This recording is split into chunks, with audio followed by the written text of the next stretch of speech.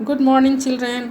आज हम लोग पढ़ेंगे प्रत्यय में तव्यत, अन्यत और सत्री, सानच। इन प्रत्ययों को पढ़ेंगे।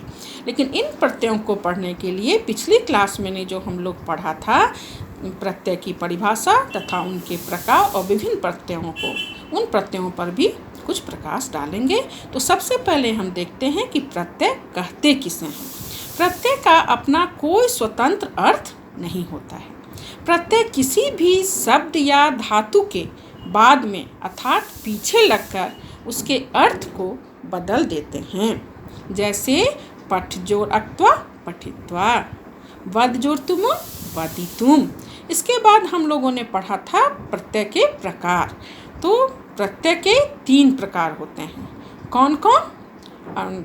कृत प्रत्यय, तद्धित प्रत्यय और स्त्री प्रत्यय। तो हम लोगों ने उस दिन कृत प्रत्यय के अंतर्गत आने वाले विभिन्न प्रत्ययों को पढ़ा था। जैसे सबसे पहले हम लोग पढ़े थे अक्त्वा प्रत्यय। तो अक्त्वा का प्रत्यय का प्रयोग करके अर्थ के लिए किया जाता है। अक्त्वा का त्वा शेष रहता है और इसका रूप नहीं चलता है। जैसे पठ जोड़ अक्त्वा पठित्वा, पढ़ने के लिए, पढ़कर। अक्त्वा प्रत्यय का प्रयोग करके अर्थ के लिए किया जाता है। जैसे पठ जोड़ अक्त्वा पठित्वा, पढ़कर। हंस जोड़ अक्त्वा हंसित्वा, हंसकर। वद जोड़ अक्त्वा वदित्वा, बोलकर। इसके बाद हम लोगों ने पढ़ा था ल्यप प्रत्यय। तो ल्यप प्रत्यय का प्रयोग भी करके अर्थ के लिए ही किया जाता है। ल्यप प्रत्यय का प्रयोग करके अर्थ के लिए ही किया जाता है। लेकिन जब धातु के पहले उपसर्ग लगा हो तो अक्त्वा के स्थान पर ल्यप प्रत्यय का प्रयोग किया जाता है। जब धातु के पहले उपसर्ग लगा हो तो अक्त्वा के स्थान पर ल्यप प्रत्यय का प्रयोग किया जाता है। जैसे आ जोड़ गम जोड़ ल्यप, आगम्य अर्थात आगम्य या आगत्य, आकर। अव जोड़ गम जोड़ ल्यप, अवगम्य अर्थात समझकर। उप जोड़ गम जोड़ ल्यप, उपगम्य नज़दीक जाकर। इस तरह हमने देखा था अक्त्वा और ल्यप। तो दोनों प्रत्यय का प्रयोग करके अर्थ के लिए किया जाता है। लेकिन जब धातु के पहले उपसर्ग लगा हो तो अक्त्वा के स्थान पर ल्यप प्रत्यय का प्रयोग किया जाता है। इसके बाद हम लोगों ने पढ़ा तुमुल। तो तुमुल प्रत्यय का प्रयोग के लिए के अर्थ में होता है। इसका तुमुल का तुम शेष रहता है। जैसे पठ जोड़ तुमुल पठितुम, पढ़ने के लिए। वद जोड़ तुमुल वदितुम, बोलने के लिए। चल जोड़ तुमुल चलितुम, चलने के लिए। इसके बाद हम लोगों ने क्या पढ़ा था? अक्ता तथा अक्तवतु। तो अक्ता तथा अक्तवतु दोनों प्रत्यय का प्रयोग भूतकाल के अर्थ को बताने के लिए किया जाता है। अक्ता तथा अक्तवतु प्रत्यय का प्रयोग भूतकाल के अर्थ को बताने के लिए किया जाता है। अक्ता का त शेष रहता है और अक्तवतु का तवत शेष रहता है। अक्ता का त शेष रहता है और अक्तवतु का तवत शेष रहता है ना। तो पठ जो इसका तीनों लिंगों में दोनों प्रत्ययों का प्रयोग अक्ता तथा अक्तवतु दोनों प्रत्ययों का तीनों लिंगों में रूप चलता है। तो पठ जोड़ अक्ता पठिता पुल्लिंग में, स्त्रीलिंग में पठिता, नपुंसक लिंग में पठितम, है ना। उसके बाद खाद जोड़ अक्ता खादिता, खादिता, खादितम। हंस जोड़ अक्ता हंसिता, हंसिता, हंसितम। पुल्लिंग में क्या हो गया? हंसिता। स्त्रीलिंग में हंसिता और नपुंसक लिंग में हंसितम। इसके बाद अक्तवतु। तो अक्तवतु का क्या शेष रहता है? तवत। अक्तवतु का प्रयोग भी भूतकाल के अर्थ को बताने के लिए किया जाता है। इसका तवत शेष रहता है और इसका रूप भी तीनों लिंगों में चलता है। जैसे पठ जोड़ अक्तवतु पुल्लिंग में क्या होगा? पठितवान। स्त्रीलिंग में पठितवती और नपुंसक लिंग में पठितवत, पढ़ चुका। हंस जोड़ अक्तवतु हंसितवान, स्त्रीलिंग में हंसितवती और नपुंसक लिंग में हंसितवत, हंस चुका। तो इस तरह से हम लोगों ने अक्त्वा, ल्यप, तुमुल अक्त तथा अक्तवतु पिछले क्लास में पढ़ा था। आज हम पढ़ेंगे तव्यत, अनियर, सत्री तथा सानच। इसमें सबसे पहले हम पढ़ेंगे तव्यत प्रत्यय। तो तव्यत प्रत्यय किसे कहते हैं? तो तव्यत प्रत्यय का प्रयोग चाहिए अथवा योग्य के लिए किया जाता है। तव्यत प्रत्यय का प्रयोग चाहिए अथवा योग्य अर्थ के लिए किया जाता है। इसका तव्य शेष रहता है। तव्यत प्रत्यय का क्या शेष रहता है? तव्य शेष रहता है। इसका रूप भी तीनों लिंगों में चलता है। तव्यत प्रत्यय का प्रयोग भी तीनों लिंगों में चलता है। जैसे पठ जोड़ तव्यत, पुल्लिंग में क्या होगा? पठितव्य। नपुंसक लिंग में पठितव्या और स्त्रीलिंग में पठितव्या और नपुंसक लिंग में पठितव्यम। पढ़ना चाहिए। तव्यत प्रत्यय का प्रयोग किस अर्थ में होता है? चाहिए अथवा योग्य के अर्थ के लिए किया जाता है तव्यत प्रत्यय का प्रयोग। इसका तव्य शेष रहता है। तव्यत प्रत्यय का क्या शेष रहता है? तव्य शेष रहता है और इसका रूप तीनों लिंगों में चलता है। जैसे पठ जोड़ तव्यत, पुल्लिंग में पठितव्य, स्त्रीलिंग में पठितव्या और नपुंसक लिंग में पठितव्यम। पढ़ना चाहिए। क्रीड जोड़ तव्यत, क्रीडितव्य, क्रीडितव्या, क्रीडितव्यम। खेलना चाहिए। चल जोड़ तव्यत, चलितव्य, चलितव्या, चलितव्यम। पुल्लिंग में हो गया चलितव्य, स्त्रीलिंग में चलितव्या और नपुंसक लिंग में चलितव्यम। चलना चाहिए।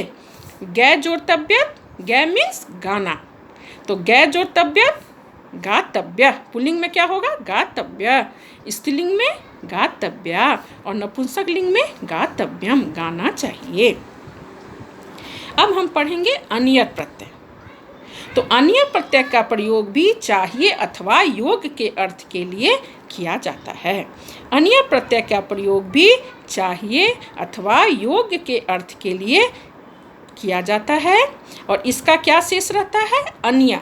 अनियर प्रत्यय का अनिया शेष रहता है और नौ दीर्घिकार य, अनिया, अनिया शेष रहता है। इसका रूप भी तीनों लिंगों में चलता है। अनियर प्रत्यय का प्रयोग भी चाहिए अथवा योग्य के अर्थ के लिए किया जाता है। इसका अनिया शेष रहता है और इसका तीनों लिंगों में रूप चलता है। जैसे पठ जोड़ अनियर, पुल्लिंग में क्या होगा? पठनीय, स्त्रीलिंग में पठनीया और नपुंसक लिंग में पठनीयम। पढ़ने योग्य। गम जोड़ अनियर, पुल्लिंग में गमनीय, स्त्रीलिंग में गमनीया, नपुंसक लिंग में गमनीयम। जाने योग्य। हंस जोड़ अनियर, हंसनीय, पुल्लिंग, हंसनीया, स्त्रीलिंग और हंसनीयम, नपुंसक लिंग। हंसने योग्य। तो इस तरह से हम लोगों ने पढ़ा तव्यत और अनियर। तो तव्यत और अनियर दोनों का प्रयोग चाहिए अथवा योग्य के अर्थ के लिए किया जाता है। तव्यत का तव्य शेष रहता है और अनियर का अनिया शेष रहता है और दोनों का रूप तीनों लिंगों में चलता है। तो पठ का क्या शेष रहता है? अत और उसका तव्य पठितव्य।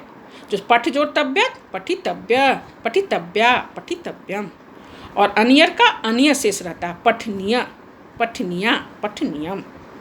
अब हम लोग पढ़ेंगे सत्री तथा सानच प्रत्यय।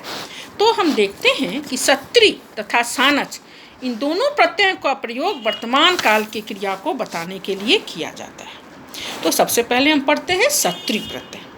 तो सत्री प्रत्यय का प्रयोग वर्तमान काल की क्रिया को बताने के लिए किया जाता है और सत्री प्रत्यय परस्मय पद धातुओं में लगता है। सत्री तथा सानच दोनों प्रत्ययों का प्रयोग वर्तमान काल की क्रिया को बताने के लिए किया जाता है, लेकिन सत्री प्रत्यय का प्रयोग परस्मैपदी धातु में होता है और सानच प्रत्यय का प्रयोग आत्मनेपदी धातुओं में होता है। सत्री का अत शेष रहता है और सानच का आन शेष रहता है और दोनों का तीनों लिंगों में रूप चलते हैं।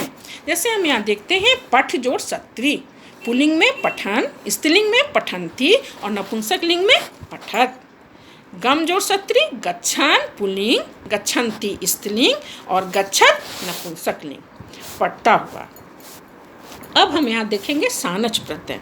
तो हमने कहा सत्री तथा सानच दोनों प्रत्यय का प्रयोग वर्तमान काल की क्रिया को बताने के लिए किया जाता है, लेकिन सत्री प्रत्यय का प्रयोग परस्मैपदी धातुओं में होता है और सानच प्रत्यय का प्रयोग आत्मनेपदी धातुओं में होता है और इसका भी रूप तीनों लिंगों में चलता है। जैसे हम यहाँ देखेंगे सेव जोड़ सानच। सेव क्या है? आत्मनेपदी धातु, तो सानच में आत्मनेपदी धातुओं का प्रयोग होता है। तो सेव जोड़ सानच पुल्लिंग में सेव माना, स्त्रीलिंग में सेव माना, नपुंसक लिंग में सेव मानम।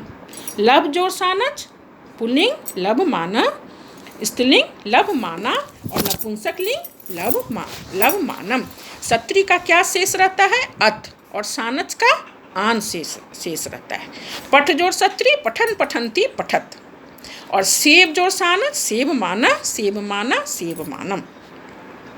तो इस तरह हम लोगों ने देखा सत्री तथा सानच का प्रयोग वर्तमान काल की क्रिया को बताने के लिए किया जाता है, लेकिन सत्री प्रत्यय का प्रयोग परस्मैपदी धातुओं में होता है और सानच प्रत्यय का प्रयोग आत्मनेपदी धातुओं के साथ होता है। तो सत्री का क्या शेष रहता है? अत, और सानच का आन शेष रहता है। पठ जोड़ सत्री पठन पठंती पठत, और सेव जोड़ सानच सेव माना सेव माना सेव माना। तो इस तरह हम लोगों ने आज पढ़ा तव्यत, अनियर, सत्री तथा सानच। तो तव्यत तथा अनियर दोनों का प्रयोग चाहिए के अर्थ के लिए, योग या चाहिए के अर्थ के लिए किया गया। दोनों का तीनों लिंगों में से रूप चलता है ना। तव्यत का तव्य शेष रहता है और अनियर का अनियर शेष रहता है। और सत्री तथा सानच दोनों का वर्तमान काल की क्रिया को बताने के लिए प्रयोग किया जाता है, लेकिन सत्री प्रत्यय का प्रयोग परस्मैपदी धातुओं में होता है और सानच प्रत्यय का प्रयोग आत्मनेपदी धातुओं में होता है।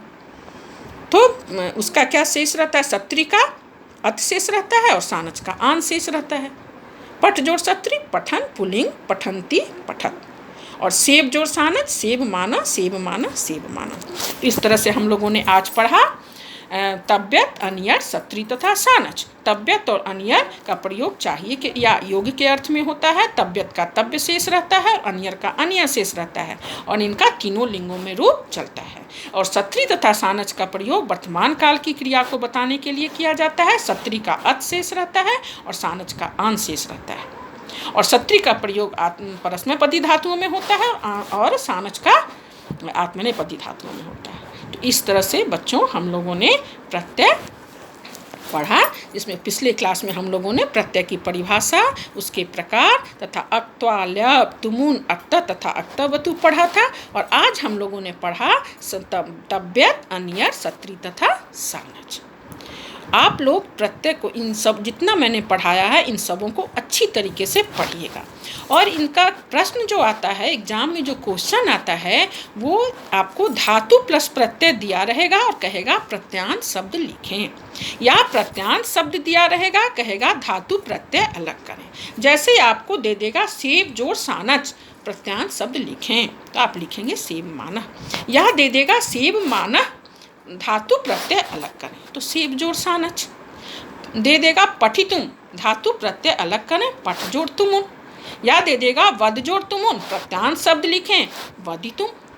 तो एग्जाम में या तो धातु प्रत्यय दे देगा और कहेगा प्रत्यांत शब्द लिखें, या प्रत्यांत शब्द दे देगा कहेगा धातु प्रत्यय अलग करें। तो इसके लिए आप हर एक प्रत्यय का कम से कम 5-5 उदाहरण आप लिखेंगे। हर एक प्रत्यय का 5-5 आप जो उदाहरण एग्जाम्पल है लिखेंगे। और आपको किसी भी प्रकार की कोई परेशानी हो, दिक्कत हो, आप हमसे पूछ सकते हैं व्हाट्सएप पे और क्लास में मैं आप लोगों को बताऊंगी। मुझे उम्मीद है कि आप लोग इस प्रत्यय को अच्छी तरीके से समझ गए होंगे। ठीक है, धन्यवाद।